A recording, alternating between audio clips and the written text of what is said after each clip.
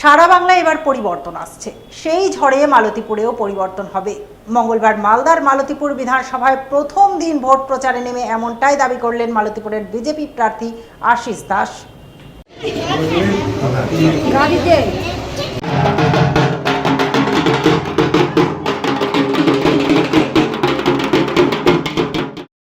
এদিন তিনি ভোট প্রচার শুরুর আগে মালতীপুরের প্রাচীন রাজ আমলের কালী মন্দিরে পুজো দেন।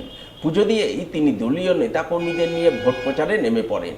কোথাও দেয়াল লিখনে হাত লাগান, আবার কোথাও পায়ে হেঁটে ঘুরে ঘুরে ভোট প্রচার করেন। বিজেপি প্রার্থী হিসাবে তাকে জয়যুক্ত করার আবেদন জানান।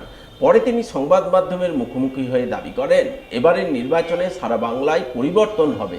সেই ঝড়ে মালতীপুরেও পরিবর্তন হবে এবং বিজেপি প্রার্থী হিসাবে তিনি জয়যুক্ত হবেন। জয় মা কালী, মা কালী, জয় মা কালী, জয় মা কালী। আমি আজকে মালতীপুর বিধানসভার সবথেকে পুরনো কালী মন্দির এবং সেই পুরনো কালী মন্দিরে যে অষ্টধাতুর যে কালী মন্দির, সেই মন্দিরে পুজো দিয়ে আমার বিধানসভা তথা বাংলার সকলের কুশল কামনা করে আমি আমার আজকে নির্বাচনী প্রচার দেওয়াল লিখনের মাধ্যম দিয়ে এবং পুজো এবং সকলের মঙ্গল কামনাতে আমি আজকে শুরু করছি। শুধু মালতীপুর নয়, সারা বাংলাতে এবার পরিবর্তন আসছে, আর এই পরিবর্তনের ঝড়ে মালতীপুরেও পরিবর্তন হবে। এবং আমরা দেখতে পেয়েছি মালদা জেলার মধ্যে সবথেকে পিছিয়ে পড়া বিধানসভা হচ্ছে মালতীপুর বিধানসভা।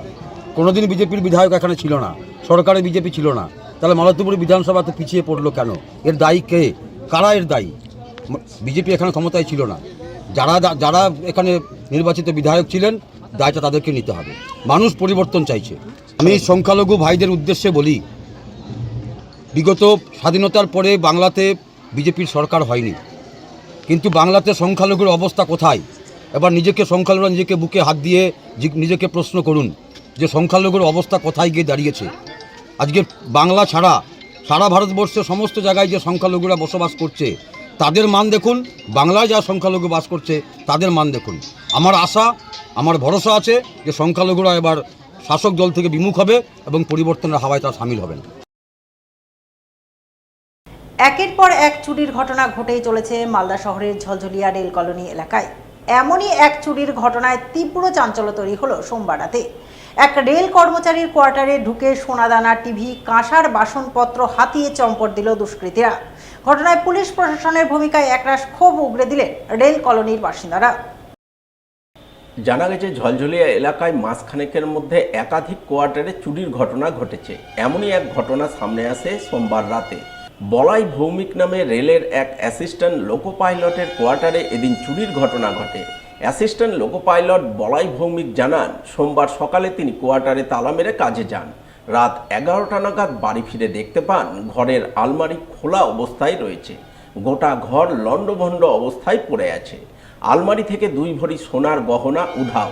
ঘরে টিভি এবং কাঁসার বাসনপত্র নেই, যা দেখে তিনি বুঝতে পারেন তার কোয়ার্টারে চুরির ঘটনা ঘটেছে। তাই তিনি তৎক্ষণাৎ খবর দেন ইংরেজবাজার থানায়। খবর পেয়ে পুলিশ রাতেই তদন্ত করে যায়। আমার কোয়ার্টারে চুরি হয়েছে। কত নম্বর কোয়ার্টার? 253A। আপনি কিসে চাকরি করেন? আমি হচ্ছে assistant loco pilot, rail assistant loco pilot. কখন হয়েছে? কালকে কখন যে হয়েছে সেটা তো বলতে পারবো না। কালকে আমি 11টার রাত্রিবেলা 11টার সময় ঢুকেছি রুমের ভেতরে এসে দেখি সব কিছু জিনিসপত্র ছড়ানো ছিটানো, টিভিটা নেই। তার পরবর্তীকালে সোনাদানার খোঁজ করে দেখি যে সোনাদানাও কিছু নেই। আপনার ফ্যামিলি থাকতো এখানে? হ্যাঁ, ফ্যামিলি থাকতো। মোটামুটি 1 মাস হয়েছে ফ্যামিলি বাড়িতে গিয়েছে। কোথায় বাড়ি আপনার? আমার বাড়ি হচ্ছে গাজলে। বলছি যে এর আগেও তো অনেক চুরি হয়েছে, তো পুলিশ এসেছিল রাতে? হ্যাঁ, কালকে রাত্রে আসছিল। কত টাকার অনুমান চুরি হয়েছে? সোনা মোটামুটি 2 ভরির মতো সোনা চুরি হয়েছে। আর হচ্ছে টিভিটা চুরি হয়েছে। আর হচ্ছে থালা বাসন নিয়ে গেছে। কাঁসার থালাগুলো ছিল, ওই কাঁসার থালা, তারপরে কড়াই, এগুলো নিয়ে গেছে। ঘটনায় ঝলঝলিয়া রেল কলোনির বাসিন্দা পেশায় রেল কর্মচারী MK বিরু অভিযোগ করে বলেন, মাসখানেক ধরে রেল কলোনি এলাকায় চুরির ঘটনা ঘটেই চলেছে। পুলিশ তদন্ত করেও কিছু করতে পারছে না। তারা বিষয়টি DRMকে মার্চ পিটিশন আকারে জানিয়েছেন, কিন্তু রেল প্রশাসনও তাদের সুরক্ষা দিতে কোনো উদ্যোগ গ্রহণ করেনি। এই পরিস্থিতিতে তারা যথেষ্টই আতঙ্কের মধ্যে রয়েছেন। ফাঁকা কোয়ার্টার ছেড়ে কাজে যেতেও ভয় পাচ্ছেন। ये अभी क्वार्टर नंबर रेलवे कॉलोनी में काफ़ी घटनाएं चोरी का चल रहा है।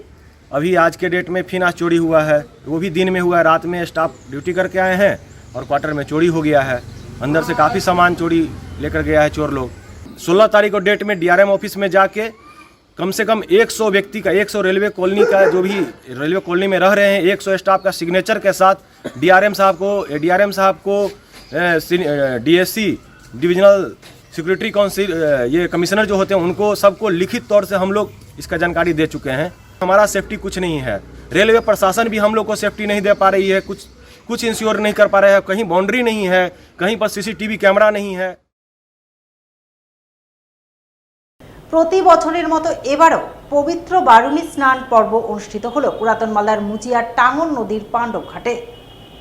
মঙ্গলবার সকাল থেকে এই পুণ্য স্নান শুরু হয়, যাকে কেন্দ্র করে দূর দূরান্ত থেকে অসংখ্য ভক্ত মুচিয়ার পাণ্ডব ঘাটে ভিড় জমান। তারা টাঙ্গন নদীতে পুণ্য স্নান সেরে পুজো পাঠে ব্রতী হন।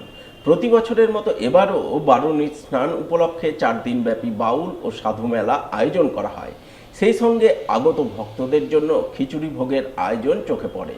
সব মিলিয়ে মঙ্গলবার বারুণীর পুণ্য স্নানকে ঘিরে ভক্ত সমাগমে মুখরিত হয়ে ওঠে মুচিয়ার পাণ্ডব ঘাট এলাকা। এই 2 তারিখ চৈত্র মাসে এই বারুণী স্নান করা হয়। এই স্নানটি 2011 সাল থেকে উদ্বোধন হয়েছে। এখন হাজার হাজার লোকের তীর্থযাত্রী আসে, এখানে স্নান করতে আসে। এবং আমাদের ক্লাবের সদস্য, আমাদের পাণ্ডব ঘাটের বহু সদস্য আছে, এনারা বহু পরিশ্রম করে ভিক্ষা করে এই প্রসাদের ব্যবস্থা করেন। হাজার হাজার লোক প্রসাদ নেয়। নাম আছে আমাদের, বাইরে ছড়িয়ে আছে নাম। এবং এই অনুষ্ঠান করে আমরা খুব আনন্দ পাচ্ছি। বাইরের লোক আমাদেরকে অনেক সাহায্য করে থাকেন ও আমরা তাদেরকে বিভিন্ন আনন্দ দেওয়ার জন্য অনুষ্ঠানটা করি।